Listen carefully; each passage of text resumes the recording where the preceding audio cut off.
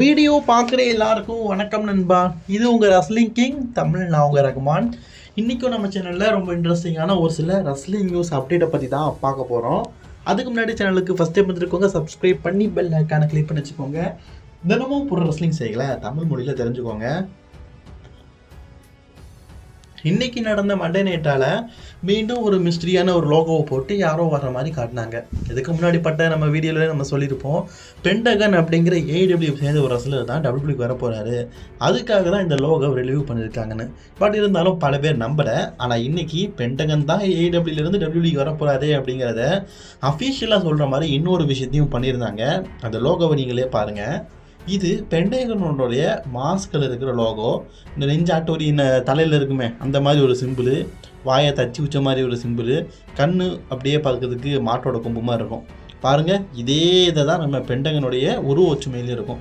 பல்லு பார்க்கறதுக்கு கொடூரமாக இருக்கிற மாதிரி இருக்கும். தலையில் நெஞ்சாட்டோரி மாதிரி ஒரு இதை போட்டிருப்பாரு, கண் இப்படி நீண்டுக்கிட்டு இருக்கும். இதுதான் பென்டகனுடைய முக லோகோ. அவருடைய ஃபேஸில் போட்டிருக்க மாஸ்க் பெயிண்டிங் அதோடைய லோகோ அந்த மாதிரியே ஒரு லோகோவை தான் காட்டியிருக்கிறதுனால கண்டிப்பாக நம்ம பென்டகன் டபிள்யூபிள்யூக்கு தான் வரதுக்கு வாய்ப்பு இருக்குது. அதுவும் நெக்ஸ்ட் வீக் நடக்க போகிற ராக்கு வர போகிறாரு. டபிள்யூபிள்யூக்கும் ஸ்மாக்டவுனுக்குமான தொடர்பு என்னன்னு கேட்டிங்கன்னா 3 hour ஷோ தான். ஏன்னா டபிள்யூபிள்யூ இப்போது ஸ்மாக்டவுனை 3 hour ஷோவாக ஆகிட்டாங்க. பட் ஆனால் ரா எத்தனை ஹவர் நடக்க போகுது அப்படிங்கிறது தெரியாமல் இருந்தது. இந்த வாரம் நடந்த ராவில் ஏதாவது இதை பற்றி சொல்லுவாங்கன்னு பார்த்தா எதுவுமே தெரியலை. சரி கூகுளில் போய் சர்ச் பண்ணலான்னு பார்த்தா ரா 3 hours தான் டெலிகாஸ்ட் பண்ண போகிறாங்க அப்படிங்கிற மாதிரி சொல்லியிருக்கிறாங்க. அதுக்கான காரணம் என்னென்னா யூஎஸ்ஏ நெட்வொர்க் 2 hours ராவை டெலிகாஸ்ட் பண்ணும்போது என்ன சொன்னாங்கன்னா, இந்த வருஷம் எண்டிங் வரைக்கும் தான், அக்டோபர்லேருந்து இந்த வருஷம் எண்டிங் வரைக்கும் தான் நாங்கள் மண்டே நைட் ராவை 2 hours டெலிகாஸ்ட் பண்ணுவோம், அதுக்கப்புறமா 3 hours மாறிடும் சொன்னாங்க. ஸோ அதனால் இதுக்கப்புறமா நடக்க போகிற ரா 3 hours நடக்க வாய்ப்பு இருக்குது. பின்ன உமன் டிவிஷனில் புதுசாக இன்டர்கான்டினென்டல் சாம்பியன்ஷிப்லாம் வந்துருக்குது. அதுக்கு வேறு தனியாக ஃபியூடெல்லாம் கொண்டு போகணும். 2 hours காணுமா? 3 hours இருந்தால் தான் ராவெல்லாம் ஓட்ட முடியும். இப்போ ஸ்மாக்டவுன் 3 hours ஆகிட்டு நிறைய மிட்கார்ட் டிவிஷனில் இருக்கிற ரெஸ்லர்ஸ்க்குலாம் வாய்ப்பு கிடைக்கும். ஸ்மாக்டவுன்லையும் 3 hours ஆன மாதிரி ராவும் பழையபடி 3 hours ஆகும்னு சொல்லி எதிர்பார்க்கலாம். அதுவும் இந்த வாரம் நடக்க போகிற மண்டே நைட்டாக இருக்குல்ல, நெக்ஸ்ட் வீக் நடக்கும்ல, அது கண்டிப்பாக 3 hours நடக்கும்னு சொல்லி எதிர்பார்க்கலாம். டபிள்யூபிள்யூ பார்த்தீங்கன்னா நெட்ஃப்ளிக்ஸ்னால இன்றைக்கி அஃபிஷியலாக ஒரு விஷயத்த சொல்லியிருக்கிறாங்க, ஜான்சனா ரிட்டர்ன் ஆக போகிறாருன்னு. ஜான்சனா நெட்ஃப்ளிக்ஸோடைய ஃபஸ்ட்டு எபிசோடுக்கு வருவார் சொல்லிட்டு ஒரு சில ரூமர் தான் இருந்துகிட்டு இருந்தது. ஆனால் டபிள்யூபிள்யூஏ அஃபிஷியலாக போஸ்டர் மூலியமாக இன்றைக்கி தெரிவிச்சிட்டாங்க. நெக்ஸ்ட் வீக் நடக்க போகிற மண்டே நைட்டாக ஜான்சனோடைய ரிட்டையர்மெண்ட் டூர் ஸ்டார்ட் ஆகுது அப்படிங்கிற மாதிரி சொல்லிட்டாங்க. ஸோ ஜான்சனா இதுக்கப்புறமா அடிக்கடி டபிள்யூபிள்யூக்கு வருவார். ரொம்ப அடிக்கடினா மாதத்துக்கு ஒருக்கா கூட நம்ம ஜான்சன் பார்க்கலாம். அடுத்த செய்தி ஜே உசோவை பற்றி தான். எங்க டபிள்யூபிள்யூ இன்றைக்கி நடந்த நாளை ஜே உசோவை ட்ரூ மாக்கிண்டர் பலத்தை அடி கொடுக்குற மாதிரி காட்டினாங்க.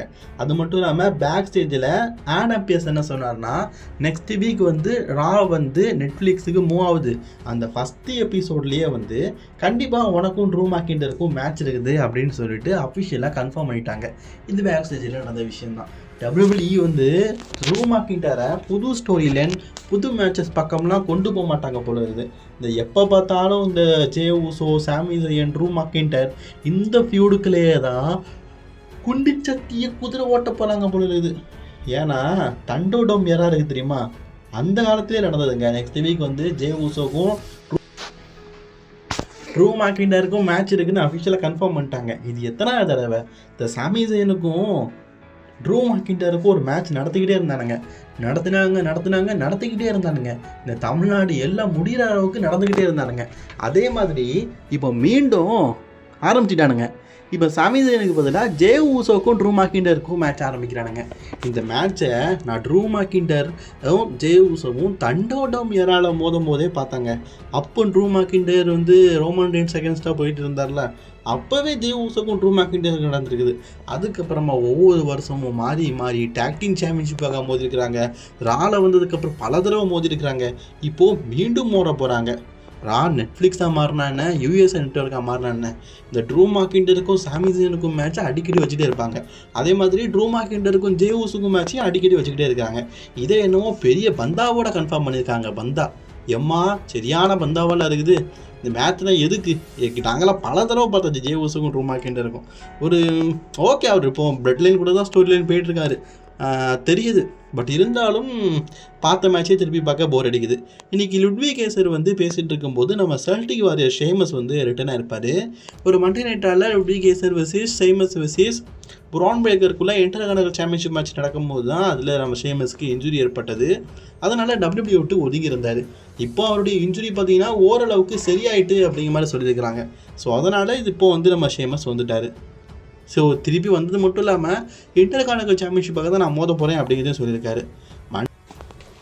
USA நெட்வொர்க்கும் WWE ராவும் கிட்டத்தட்ட 30 வருஷமாக ஒன்றா ஒர்க் பண்ணியிருக்கிறாங்க. அதாவது மண்டே நைட் ராவை 31 வருஷம் கிட்ட, அதுக்கு கொஞ்சம் நாட்கள் முன்ன பின்ன வரலாம்.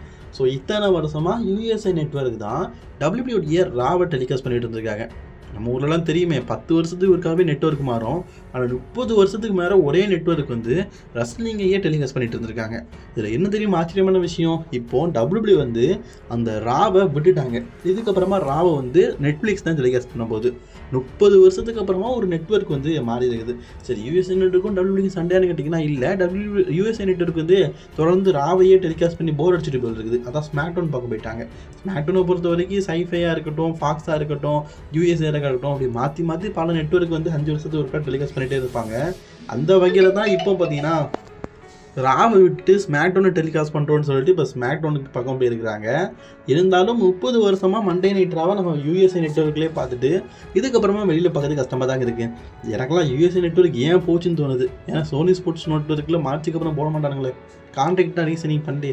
ஸோ அதுக்கப்புறமா ஜட்ஜ்மெண்ட் டேயோடைய புதிய தீம் மியூசிக்கை இன்றைக்கி அறிமுகப்படுத்தியிருப்பாங்க. பழைய தீம் மியூசிக்கை கம்பேர் பண்ணும்போது அந்த அளவுக்குலாம் நல்லா இல்லை. WWE என்னன்னு தெரிலங்க, இந்த நல்ல தீம் மியூசிக் ரெஸ்லர் எல்லாரையும் தூக்கி வச்சுட்டு புதுசாக ஒரு தீம் மியூசிக் போடும்போது எல்லாமே ஒரே மாதிரி இருக்குது. இவருடைய தீமு, AJ ஸ்டைலோடைய தீமு, இந்த ஓசியோட தீமு எல்லாமே ஒரே மாதிரி இருக்குது. புது தீம்னு சொல்கிறாங்க, எல்லாமே பார்க்குறதுக்கு பழைய தீம் மியூசிக் மாதிரியே தான் இருக்குது. புதுசாக எதுவுமே இல்லை. அது மட்டும் இல்லாமல் பேக் ஸ்டேஜில் கவுன்சிங்லாம் தெரில, ஃபின் பேலருக்கு அகைன்ஸ்ட் தான் எல்லாருமே ஆகிற மாதிரி காட்டியிருப்பாங்க. அந்த நிகழ்வும் நடந்தது. அண்ட் கைஸ், நான் சொல்ல மறந்துட்டேனே, நம்ம டேமி பீஸும் அவருடைய தீம் மியூசிக்கில் ஒரு சில சேஞ்சஸ் பண்ணியிருந்தார். அவர் சும்மா பண்ணிக்கிட்டே இருப்பார். ஸோ அது பெருசாக தெரில. பட் நான் ஃபின் பேலர் தெரிஞ்சது தாங்க எனக்கெல்லாம் அந்த theme music super music. Judgement theme music அதை ஏன் மாற்றினாங்கன்னு தெரில. இப்போ கேட்குறதுக்கு இப்போ புதுல தீம் மியூசிக் நல்லாவா இருக்குது. எனக்கு ரொம்ப பழைய தீம் மியூசிக் தான் சூப்பராக இருக்குன்னு தோணுது. அவங்க பேசாமல் பழைய தீம் மியூசிக்கில் வரலாம்ப்பா. பேக் ஸ்டேஜில் ரெக்கல் ராட்ரிகஸ் பார்த்தீங்கன்னா இந்த ஜட்ஜ்மெண்ட்டுடைய லீடர் வந்து லிவ் மோர்கன் தான் அப்படிங்கிற மாதிரி சொல்லியிருப்பாங்க. ஸோ ஃபின் பேலர் இல்லை, லீடர்லாம் கிடையாதுன்னு ஒரு காலத்தில் சொன்னாலும் இப்போ தன்னை தானே லீடர் அப்படின்னு சொல்லிட்டு இருக்காரு ஃபின் பேலர். இல்லை, நான் தான் லீடர்னு. ஸோ ஜட்ஜ்மெண்ட் டேயில் லீடரே இருக்கக்கூடாதுன்னு சொல்லிட்டா எட்ஜை அடித்து விரட்டினானுங்க. ஜட்ஜ்மெண்டில் லீடரே இருக்கக்கூடாதுன்னு சொல்லிட்டு தான் டேமி பிஸியும் அடிச்சு வரட்டானுங்க. இப்போ தான் லீடர் மாதிரி லிவ் மோர்கன் சொல்லிட்டு இருக்கிறாங்க. ஸோ அதே மாதிரி நம்ம ஃபின் பேலர் என்ன சொல்கிறாருன்னா நான் லீடர் அப்படிங்கிற மாதிரி சொல்லிட்டு இருக்காரு. பார்த்தீங்களாப்பா, ஒரு காலத்தில் லீடரே இருக்கக்கூடாது, நம்ம எல்லாருமே சரிக்கு சாமம், ஒன்றுக்கு ஒன்று அப்படின்னு சொல்லிட்டு இருந்தவரே இப்போ நான் தான் லீடர் அப்படின்னு சொல்லிட்டு நிற்கிறாரு.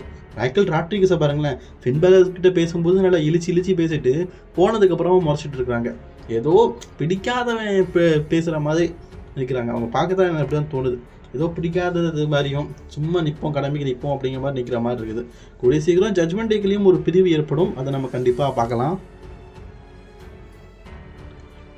இன்றைக்கி WWE பார்த்தீங்கன்னா மண்டே நைட்டால் ஓடிஎஸ்க்கும் ஜாட் கேபிளுக்கும் ஒரு மேட்ச் நடத்திருப்பாங்க. ஸோ WWE இன்றைக்கி வந்து நடத்தின மேட்ச்சில் எனக்கு ரொம்ப பிடிச்சிருந்தது. பிகாஸ் ஓடிஎஸ் இந்த மேட்ச்சில் ரொம்பவே பர்ஃபார்மன்ஸை சூப்பராக பண்ணியிருப்பார். ஸோ காலில் லாக் போடும்போது நான் டேப் அவுட் பண்ண மாட்டேன்டா, தோக்க மாட்டேன்டான்னு சொல்லிட்டு ஓடிஎஸ் வந்து அடம் பிடிச்சி நிற்பார்ல, அந்த செகமெண்ட்லாம் பார்த்தீங்கன்னா அல்ட்டியாக இருந்தது. டோட்டலி இந்த மேட்ச் எனக்கு ரொம்பவே பிடிச்சிருந்தது. உங்களுக்கு எத்தனை பேர் பிடிச்சிருந்தது? கோஃபி கிங்ஸ்டன் மற்றும் எக்ஸேயரோடு 2 பேரும் ஹீல் டர்ன் பண்ணதுக்கப்புறமா அவங்க ஃபஸ்ட்டு ஃபியூட் யார் கூட போக போகிறோம் அப்படின்னு நினச்சிட்டு இருந்தோம். இப்போது அஃபிஷியலி பார்த்தீங்கன்னா கோஃபி கிங்ஸ்டன் எக்ஸேயரோடு வந்து பேக் ஸ்டேஜில் பார்த்தீங்கன்னா டிராகன் லீ மற்றும் ரே மிஸ்டீரியோவை சேலஞ்ச் பண்ணியிருக்காங்க. இந்த லாக்கர் ரூமுன்னு பேக் ஸ்டேஜில் உண்டுல்லப்பா, இந்த ரெஸ்லர்ஸ்லாம் ஓய்வு எடுக்கிற இடம், அந்த ரூமுக்கு பேர் தான் வந்து லாக்கர் ரூமா. அதோடைய லீடராக இருக்கிறது நம்ம ரே மிஸ்டீரியோவா. ரே மிஸ்டீரியோ வந்து இப்போ வந்து எக்ஸேவியரோடையும் கோஃபி கிங்ஸ்டையும் அந்த ரூமுக்குள்ள அலோவ் பண்ண மாட்டேக்காரு. ஏன்னா அவங்களை பிடிக்க மாட்டேக்கு, நீங்கள் ரொம்ப கெட்டமே அப்படின்னு சொல்லிட்டு இப்போது அதை வச்சே சண்டை போட்டு இப்போ ரே மிஸ்டீரியோ மற்றும் டிராகன் லீயை அஃபிஷியலி சேலஞ்ச் பண்ணியிருக்காரு கோஃபி கிங்ஸ்டன் மற்றும் எக்ஸேவியர். கூடிய சீக்கிரம் இவங்களுக்குள்ள ஒரு மேட்ச் நடக்க வாய்ப்பு இருக்குது. சரி, அந்த மேட்ச் எப்போ நடக்கும்னு கேட்டிங்கன்னா அதை பற்றிலாம் எனக்கு தெரியல. நடக்கும்னு சொல்லியிருக்கிறாங்க. மேபி நெக்ஸ்ட் வீக்காக இருக்கலாம், இல்லை அதுக்கு அடுத்த வாரமாக இருக்கலாம். நெக்ஸ்ட் வீக் நான் வந்து நெட்ஃப்ளிக்ஸில் டெலிகாஸ்ட் ஆகுதுல்ல, கொஞ்சம் பிஸியாக இருக்கும். மேபி அதுக்கு அடுத்த வாரங்கள் நடக்கலாம். ஓகே ஃப்ரெண்ட்ஸ், இன்றைக்கி நத்திங் சைக்கிள் அவ்வளோதான். பிடிச்சிருந்து லைக் ஷேர் பண்ணிக்கோங்க. தொடர்ந்து போய் பார்க்க சேனலை சப்ஸ்கிரைப் பண்ணிக்கோங்க.